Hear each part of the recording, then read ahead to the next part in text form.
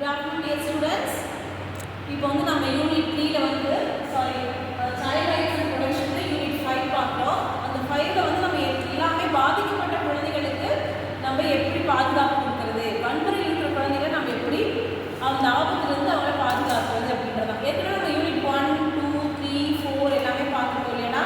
இப்போ யூனிட் 1ல வந்து நம்ம என்ன பார்த்துருக்கோம் அப்படின்னா, அந்த குழந்தைகள் வந்து எப்படியான உரிமைகள் நம்ம கொடுக்குறோம், வாழும் உரிமை, வளர்ச்சிக்கான உரிமை, பங்கேற்கும் உரிமை, பாதுகாப்பு உரிமைன்னு சொல்லி பார்த்தோம்.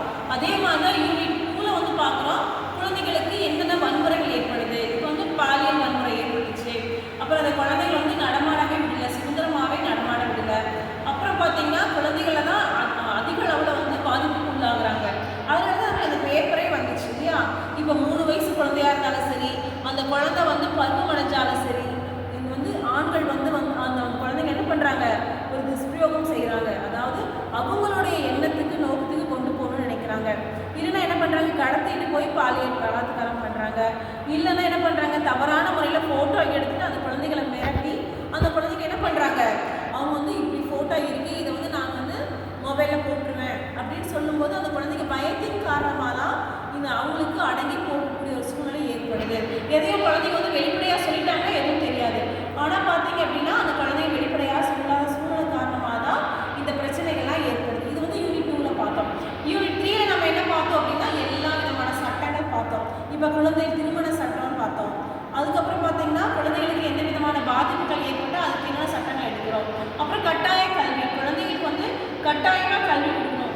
எதனால குழந்தைங்களுக்கு வேலைக்கு போகிறாங்கன்னு பார்த்தோம்னா எல்லாருமே நம்ம எடுக்கலாம். அதாவது வறுமையினால போவாங்க, இல்லைன்னா அடிப்படை தேவைகள் பூர்த்தி செய்யக்கூட முடியாத சூழ்நிலையில போவாங்க. கண்டிப்பாக நமக்கு உணவு, உடை, உறுப்பிடம் தேவை இல்லையா? இதில் வந்து உணவு ஒரு நேரம் சாப்பிட்றோம், 2 நேரம் சாப்பிடணும்னா கண்டிப்பாக நம்மளால நேராக கூட உட்கார முடியாது. அப்புறம் அடுத்த நாளைக்கு என்ன பண்ணுறது? அப்போ முக்கியமாக நம்ம உயிர் வாழ்றதுக்கு உணவு தேவை. அப்புறம் நம்ம உடலை மறைக்கிறதுக்கு உடை கண்டிப்பாக தேவை. அப்புறம் நம்ம ரோட்லாம் படுத்து தூங்க முடியாது இல்லையா? ஜென்ரலாக பார்க்கலாம், ரொம்ப டீப்பாலாம் போக வேண்டாம். அப்போ நம்ம என்ன பண்ணுவோம், அது பாதுகாப்பான ஒரு இடம் தேவை.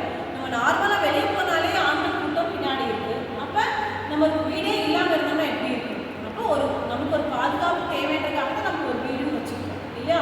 அப்போ இது முக்கியமான தேவையாக இதுக்கான சட்டங்கள் தான் ஒவ்வொன்றா நமக்கு 3rd யூனிட்ல கொண்டு வந்திருக்காங்க.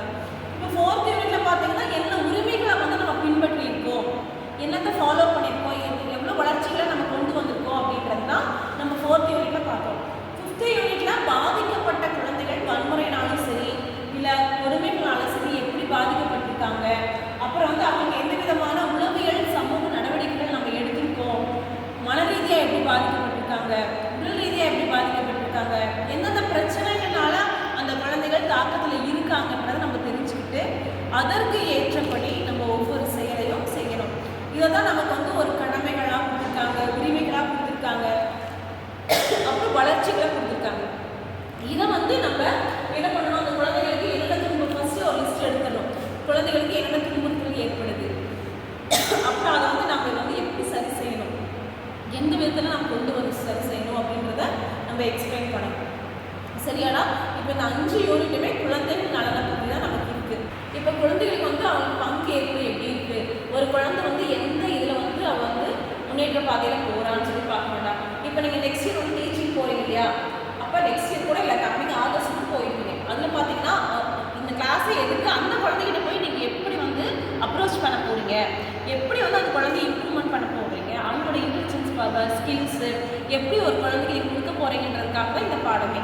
அப்போ வந்து அந்த குழந்தைங்க வந்து இப்போ ஒரு கிளாஸுக்கு போயிருக்கீங்க, ஒரு டாபிக் கொடுக்குறீங்க, அவங்களுடைய பங்கேற்பு எப்படி இருக்குது, அப்புறம் அந்த குழந்தைங்க பாதுகாப்பான சூழல் தான் வராளா இல்லையா அப்படின்னு நம்ம தெரிஞ்சுக்கணும். அதுக்கப்புறம் அதுக்கு போய் ஒரு குழந்தை கேட்டோடனே சொல்லிடாது, ஒரு சில குழந்தைங்க சொல்லவே மாட்டாங்க. அப்போ அவங்களுக்கு எப்படி பிடிக்குதோ அதுக்கு தகுந்த மாதிரி தான் நம்ம போய் செய்ய முடியும். அப்போ பங்கேற்க வைக்கணும். இப்போ எல்லா குழந்தைகளுக்கும் இப்போ ஒரு பேச்சு போட்டி, ஒரு பாட்டு போட்டி, ஒரு நடன போட்டி வைக்கிறோன்னா ஏதாவது குழந்தை கலந்துக்காமல் இருக்கா அப்படின்னா அந்த குழந்தைய நம்ம கூப்பிட்டு கண்டிப்பாக இதில் கலந்துக்கோன்னு சொல்லணும். ஒரு என்கரேஜ்மெண்ட் கொடுக்கணும், ஒரு மோட்டிவேஷன் கொடுத்தீங்கன்னா கண்டிப்பாக கலந்துக்காத குழந்தையும் கலந்துக்கும். இதே நல்லா கலந்துக்கிறது வந்து இன்னொரு மோட்டிவேஷன் கொடுத்து எக்ஸ்ட்ரா டெவலப்பிங் பவர் நம்ம கொடுத்தோம்னாலே போதும். இதன் மூலமாக அந்த குழந்தை வந்து நல்லா பங்கேற்பா. அதுக்கப்புறம் பாதுகாப்பு.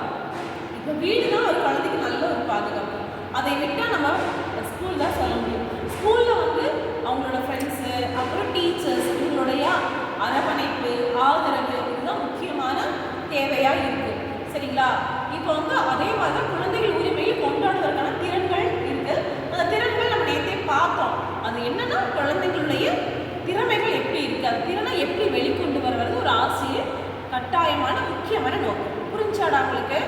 Okay tears, thank you.